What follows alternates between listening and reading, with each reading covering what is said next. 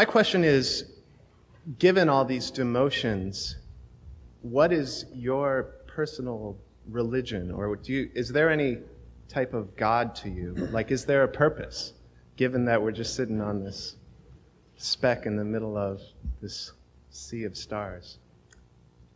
Now, I don't want to duck any questions, and I'm not going to duck this one, even though I have high religious personages who are close friends of mine in this room. But let me ask you, what do you mean when you use the word God?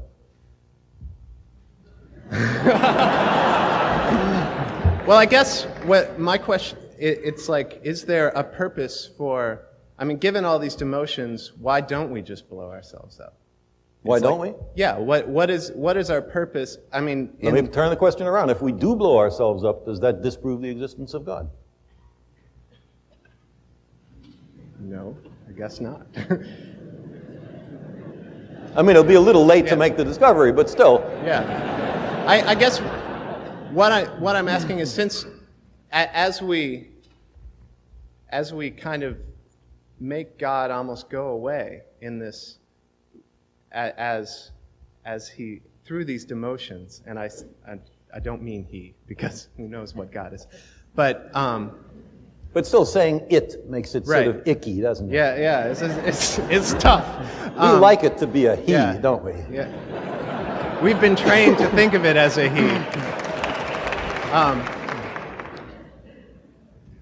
It seems that through the ages, humans have created a mythological framework that often involves some kind of higher spiritual powers.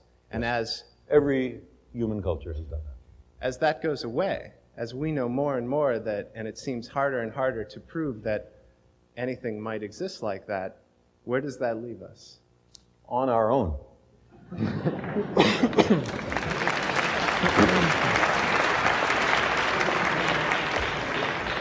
Which to my mind is much more responsible than hoping that someone will save us from ourselves so we don't have to make our best efforts to do it ourselves.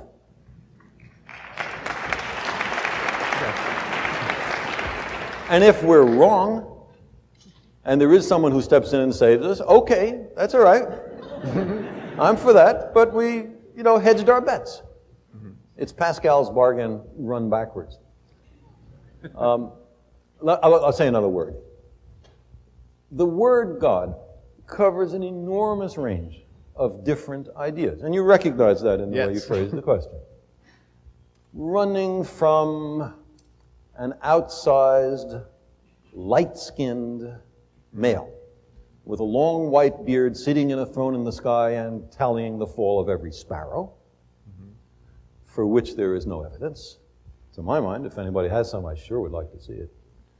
To the kind of God that Einstein or Spinoza talked about, which is very close to the sum total of the laws of the universe. Now, it would be crazy to deny that there are laws in the universe, and if that's what you want to call God, then of course God exists.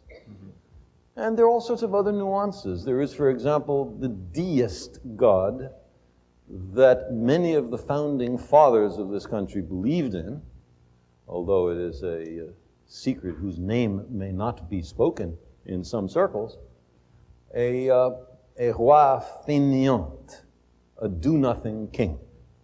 The God who creates the universe and then retires, and to whom praying to is sort of pointless. He's not here. He went somewhere else. He had other things to do. Now, that's also a God. So when you say, do you believe in God?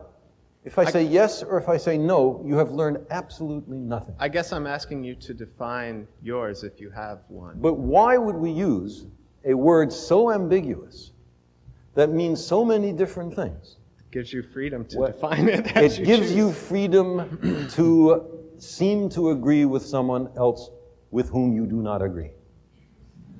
It covers over differences. It makes for social lubrication. But it is not an aid to truth, in my view. And therefore, I think we need much sharper language when we ask these questions. Sorry to take so long in answering this, but this is an important issue.